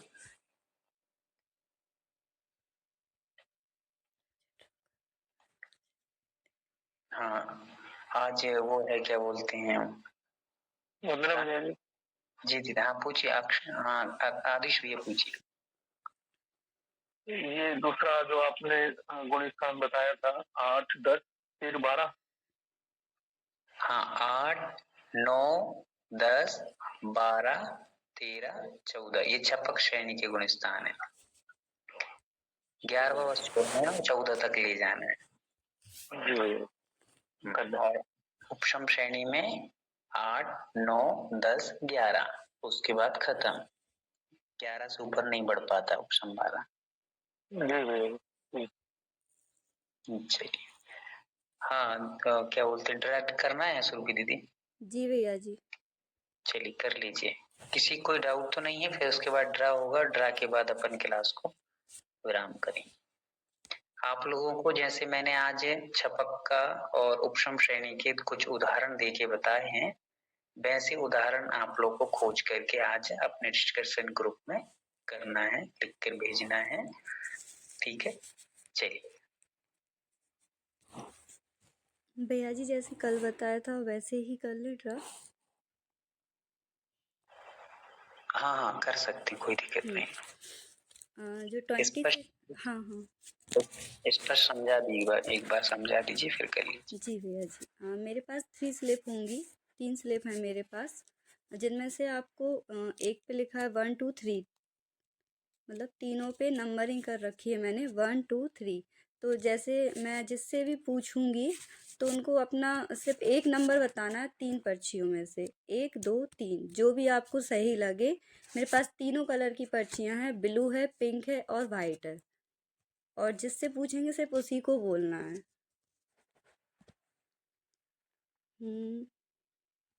विजेता दीदी न्यू है तो मैं उन्हीं से स्टार्ट करूंगी। जैस्मिन दीदी। जय दीदी जी। मेरा नंबर आप रखिए 1, गुलाबी रंग की पर्ची। ओके। आकांक्षा जैन ईसागढ़ से जो हैं, 26 दिसंबर को जो परीक्षा हुई थी अपनी, उसकी जो सेकंड रैंक होल्डर थी वो आकांक्षा जैन है। और फिर अब मैं जिससे पूछूंगी सिर्फ उन्हीं को बताना है। कौन है न्यू?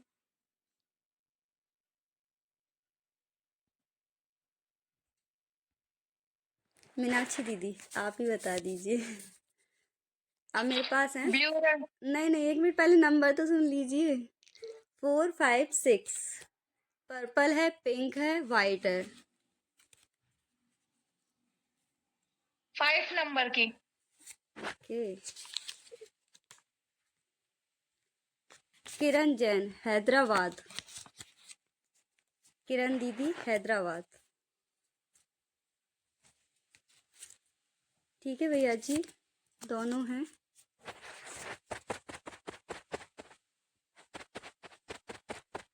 धन्यवाद आपका, आपने मेरी जो भी मुझे परेशानी थी उसको सॉल्व कर दिया सभी ने मिलकर।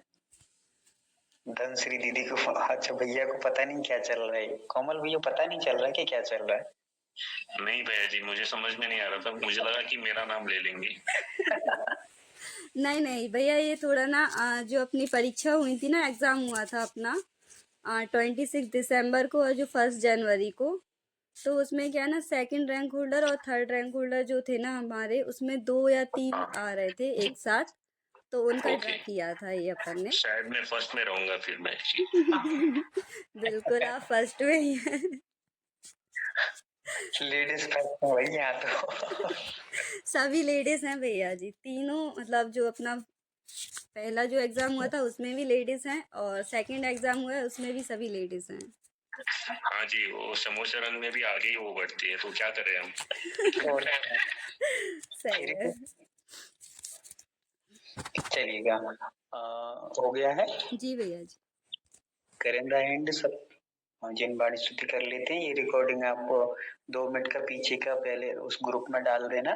जी और बाकी का जो रिकॉर्डिंग है वो आप धीरे धीरे करके अभी स्टॉक करके रखना, फिर जब मैं कहूँगा तो आप भेज देना, तो अपन यूट्यूब पे डाल देंगे। जी भैया।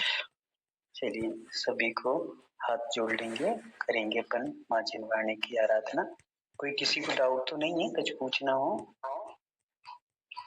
वंदना भैया, शशि बोल रहे हैं बराइठा से। बोलो। हाँ भैया, जो थोड़ी सो हम अभी ग्रुप में नाम बोल जुड़वा दी पेपर, हम भी दे लें अब की बार को। हाँ दे लेंगे। भैया जी। और ठीक है आपको बता दीजिए आप। नंबर बता दो। अच्छा हाँ, ग्रुप में नंबर बता दे। 96 85 82 54 63।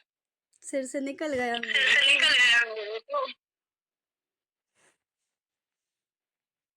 चलिए हम ले लेंगे। म्यूट कर लीजिए। ठीक।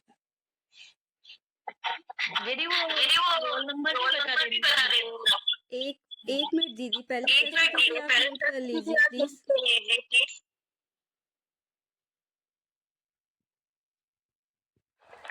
शशि दीदी म्यूट जी भैया जी जिज्ञासा थी। हाँ शीतल दीदी पूछ लीजिए आप पहले। वंदना भैया जी, बोलिए। भैया जी आपने जो पहले ना बताया था ना कि अवली भगवान कितने समय पहले समुद्रघात कर सकते हैं, हाँ तो आपने 6 माह बताया था ना कि 6 माह पहले कर सकते हैं। हाँ ऐसे ही कुछ बताया था। हाँ, तो वो अभी आज महाराज जी के गए थे ना, तो वहाँ डिस्कशन चल रहा था इसी टॉपिक पे। तो मैंने उनसे पूछा तो वो बोल रहे थे कि नहीं करते, अंतर मुहूर्त में ही करते, वो योग निरोध करते ना, उसके बाद अंतर मुहूर्त में ही समुद्रघात करके और फिर कर्मों को नष्ट करके मोक्ष चले जाते हैं, ऐसा बोल रहे थे वो। हो सकता है, थोड़ा सा मुझे डाउट हो सकता है, महाराज जी ने हो सकता हाँ भैया जी अंतर मुहूर्त में ही करते हैं। और एक और वो था कि वो जो महाराज जी, वो भगवान जो 5000 धनुष ऊपर शमोशरण में रहते हैं ना, तब महाराज जी बोल रहे हैं कि वो नीचे नहीं आते, वो जब एक बार ऊपर 5000 धनुष ऊपर चले गए ना, तो वहीं रहते हैं वो, वहीं से मतलब जो उनका विहार होता है ना वो भी वहीं होता है, और मतलब वो योग निरोध भी वहीं करते हैं, वहीं से मोक्ष जाते हैं, ऐसा महाराज जी बोल रहे थे कि कहीं नहीं लिखा हुआ है कि नीचे आते हैं। तो मैंने कहा मैं एक बार और भैया जी से डिस्कस कर लूंगी इस बारे में। देखिए समुद्रघात के बारे में तो मुझे थोड़ा सा कंफ्यूज था, हो सकता है ये सही हो, पर 500 धनुष वाला बताया, इसमें कोई डाउटिंग नहीं है, नीचे आते ही हैं। और हाँ ये आते ही है नीचे, और जब भी बिहार करते हैं तो 4 अंगुल ऊपर जमीन से 4 अंगुल, धरती से ही मानेंगे ना पंत की, धरती से 4 अंगुल ऊपर करेंगे। धरती से 4 अंगुल ऊपर चलते हैं। ऐसा नहीं कि वो समुद्र के ऊपर ऊपर ही बिहार करते हो, बिहार जब भी करते जमीन पे आ जाते हैं, और फिर वो सब समोषण वगैरह सबको छोड़ करके अंतिम समय में जब योग निरोध करते हैं तो वो किसी भी पहाड़ पर्वत या जो भी उनका हो निमित्त, वहां वो जाते हैं। और भगवान किसी इच्छा से नहीं जाते हैं, जैसे ये सोच के जाए कि हमें सम्य शिखर जी जाना है वहां से तपस्या करेंगे, या हमें गिरनार जी जाना है वहां से तपस्या, ये सहज ही उस पर्वत की ऐसी खिंचाव या कुछ बरगना या पुण्य का योग रहता है, वो अपने आप खींचे चले जाते हैं। वहाँ कोई ऐसा नहीं कि श्रीफल चढ़ा के आ गए तो वो वहां पर चले जाएंगे, ऐसा कुछ नहीं था। चलिए हाँ पूछिए मीनाक्षी दीदी, है ना दीदी, हाँ पूछिए फटाफट। हाँ भैया जी, ये जो आपने कल लिखवाए थे ना, जीव 2 प्रकार से जीता है, तो क्या लिखवाया था? जैसे एक प्राण के आधार पे जीता है और दूसरा प्राण के आधार पे जीता है और एक शुद्ध चेतना के आधार पे जीता है। सिद्ध भगवान जो रहते हैं ना वो शुद्ध चेतन प्राणों से जीते हैं। हाँ पूछिए। मैंने ना जो ये योग निरोध वाला आपसे क्वेश्चन पूछा था ना, ये मैंने सरस्वती माता जी से भी पूछा है और अपूर्व सागर जी से भी पूछा और आपसे भी पूछा, तो आप तीनों ने सेम आंसर दिया था। और मैंने गुरुदेव से भी पूछा था तो उन्होंने मुझे बोला था कि 5000 ऊपर ही रहते हैं वो धनुष। पर मतलब जो 3 से पूछा तो मुझे भी ऐसा लग रहा है कि वो नीचे आते हैं। कोई दिक्कत नहीं, देखो संसारी जीव है, थोड़ा सा याद नहीं रहता, इतने सारे ग्रंथ इतने सारे नाम है, कोई दिक्कत नहीं, सबसे हो जाता। हो सकता है महाराज जी को उस समय याद नहीं रहा होगा, कोई दिक्कत। चलिए वंदना भैयाजी.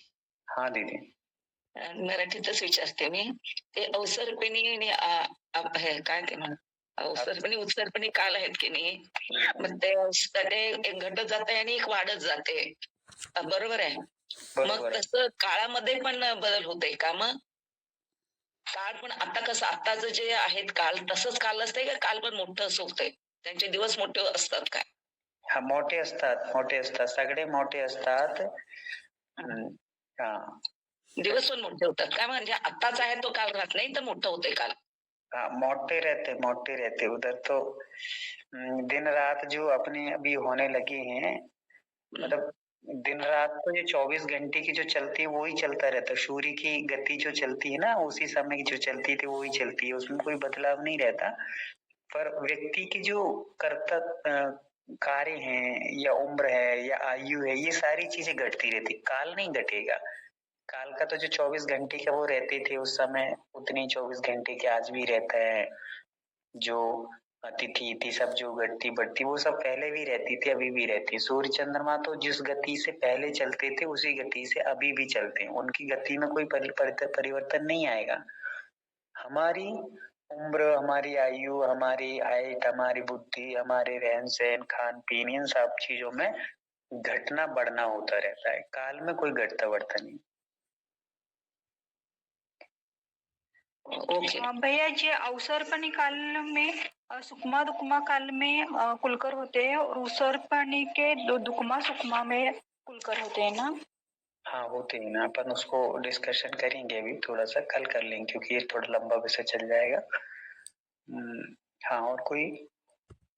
हाँ पूछिए। भैया जी अभी बहुत सारे जैसे अभी कोई नए मेंबर्स ज्वाइन होने वाले हैं, तो अगर अभी से ज्वाइन होंगे तो उनको पीछे का कुछ भी ज्ञान नहीं होगा, तो थोड़ा उनको समझने में दिक्कत हो सकती है। तो मीन्स वो एक नया डिस्कशन का ग्रुप चालू हुआ है, उसमें आपने डाला था कि हम मेंबर्स को मीन्स लेके आएंगे, बनाएंगे, मगर उनमें अगर कुछ बहुत सारे डाउट्स रहेंगे तो वो जुड़ के रहना मुश्किल होगा उनके लिए। हाँ। तो उसके लिए हम कोई क्या कर सकते हैं फिर? हाँ उनके लिए हम लोग अब ये करेंगे कि पहली बात तो आपको एक और जानकारी दे देता हूँ कि अब अपन लोग दोपहर में भी एक क्लास रखेंगे जिनकी अनुकूलता बनेगी, कोई ना किसी ग्रंथ पे चलेगी वो कक्षाएं, और पढ़ाने वाला कोई और रहेगा जैसे हमें टाइम रही नहीं रहे।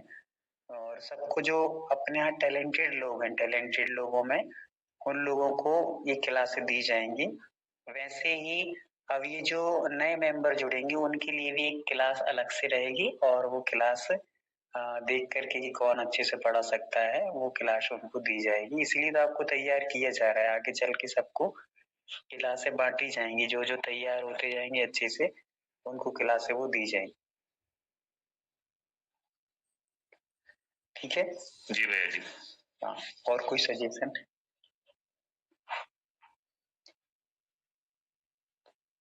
चलिए आगे और लोगों को जोड़ लीजिए, कोई दिक्कत नहीं है, अपन सब अलग से एक ग्रुप बनाएंगे और उनको प्रारंभ से जो भी अच्छे से पढ़ चुकी हैं उनको अपन लोग जोड़ देंगे। रेणु दीदी हुई, अस्मिता दीदी हुई, आभा दीदी हैं, ये सब अच्छे लोग, मतलब अच्छे नहीं कि अच्छा इनको ज्ञान है। और भी हैं बहुत सारे लोग, उनको देख देख करके समय समय पर उनको दिया जाएगा कक्षा। वंदना भैया जी एक प्रश्न है, जैसे मुनि महाराज छठे और सातवें गुण स्थान में गिरते बढ़ते रहते हैं, जैसे बदल होता है, वैसे देशवती मतलब आर्यिका माता जी का भी वैसे होता है, पांचवा चौथा ऐसे? नहीं नहीं नहीं नहीं ऐसा नहीं होता, ये तो फिक्स रहती है, इनमें फिक्स रहता है।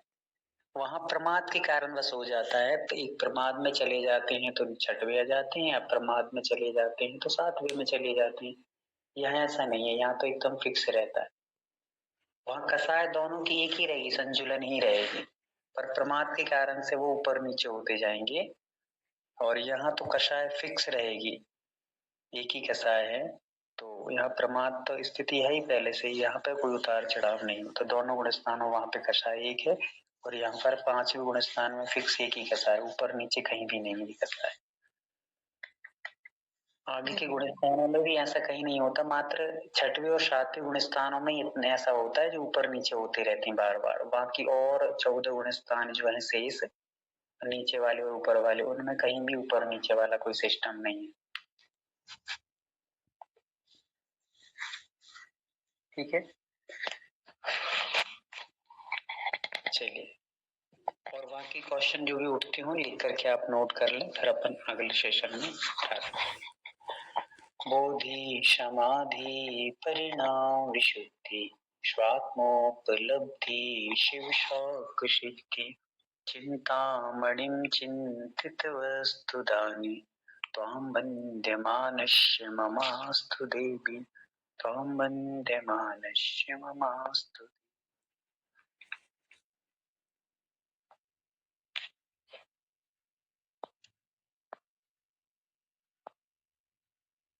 नौ बार नमो कार्बन का स्मरण करने से भी